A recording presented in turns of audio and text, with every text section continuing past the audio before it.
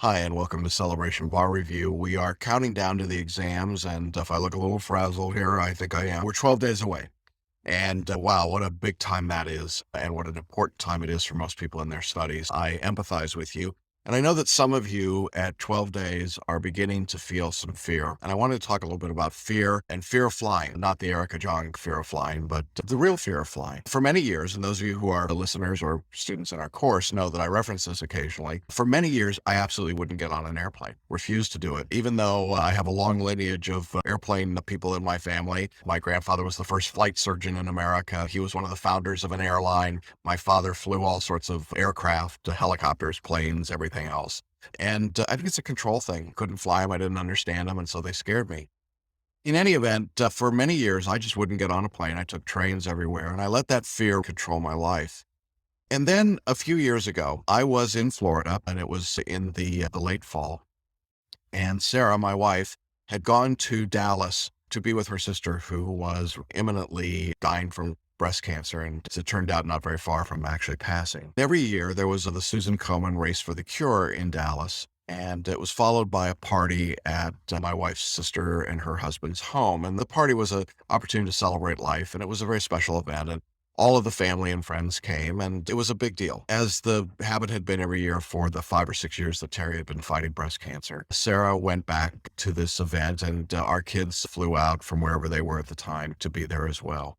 Everybody was there except me. And I was back at this point in Central Florida, and absolutely terrified of flying and feeling really bad that I wasn't going to go. I got up on the morning of the race day, which was followed by the formal party. And this was a formal party, by the way. It was a party with tuxedos for the men, and the women got all dressed up. It was a big deal. And I thought, I just can't let this fear continue to control me. I would say I was spiritual, but not always very trusting. But I said, God, I really don't know that I can do this, but I really feel like I need to be there tonight. This was back in the days when we actually used travel agents. I felt like I needed to go that day.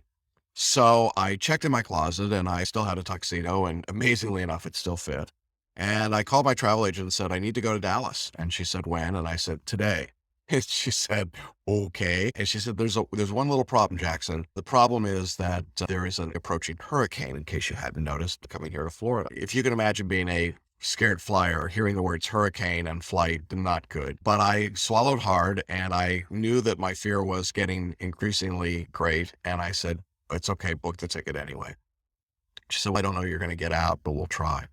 So she booked the ticket, and I showed up at the Orlando airport. And because of the only time available and the only flight I could get on, I knew there wouldn't be time to get to Dallas and change clothes and get to this party before it ended. In fact, I wasn't even sure if I was going to get there before the party ended. So I actually put on my tuxedo and I went to the airport in my tuxedo. And I got to the gate and the screening, and you can imagine what that was like, and got to the plane, and they said, we just don't know if we're going to be able to make it or not. We were going to try and get out before the storm gets too close. My knees were shaking. I was totally terrified. You might feel similar to what some of you are going to experience at the bar. But nonetheless, I soldiered on and took a deep breath and walked to the plane. And as I was boarding the plane, one of the flight attendants saw the tuxedo, looked around and said, what's up with this? Getting married, And I said, long story, I've got a very important party to go to. And they said, in Dallas tonight? I said, yeah, got to get there and I got to make it. And they could see my face was white as a ghost, I think. And they said, why don't you just sit up here with us up front in the nice seats? And that's cool. We'll be fine. I was thrilled. And I sat there and I was white knuckle thinking, we're just not going to make it. And then a really interesting thing happened. There was what is sometimes described as a peace that passes all understanding. A calmness came over me. And I realized that I wasn't in control and I couldn't be in control. And all I could do was just sit and follow what I'd been told to do. And so we got on the plane, and long story short, the plane took off and we had an incredibly rough flight, but we made it. And I'm wearing the tuxedo. And when the plane arrives in Dallas, the flight attendant says, ladies and gentlemen, we've got a gentleman up front here who needs to get to a very important party tonight. And would you let him get off the plane first? And she said, and he's the man that flies in a tuxedo. So I got off the plane, found a cab, took a very long cab ride to a place I had actually never been before, got to the front door wearing a tuxedo about 10 p.m., knocked on the door, and one of my other sisters-in-law was at the door, opened it, and you can imagine the look on her face when I showed up.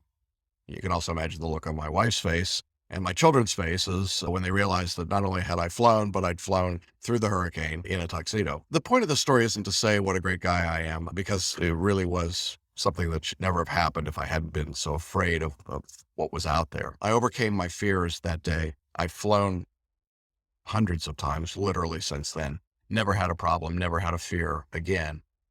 My point of this story for you today at 12 days is that some of you are facing fears like that.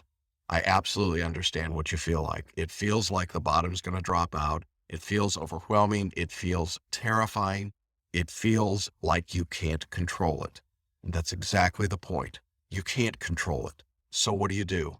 You do what you can. You metaphorically put on your tuxedo and you take the next step.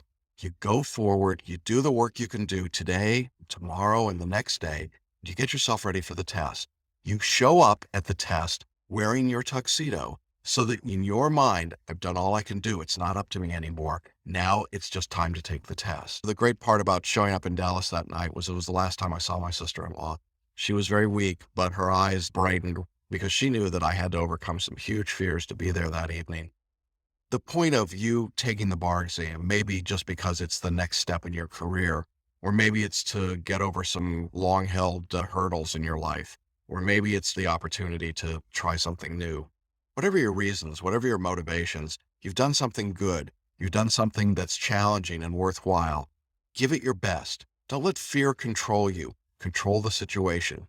As you study for the next 12 days, go forward with optimism. Go forward with enthusiasm. Go forward with a smile on your face.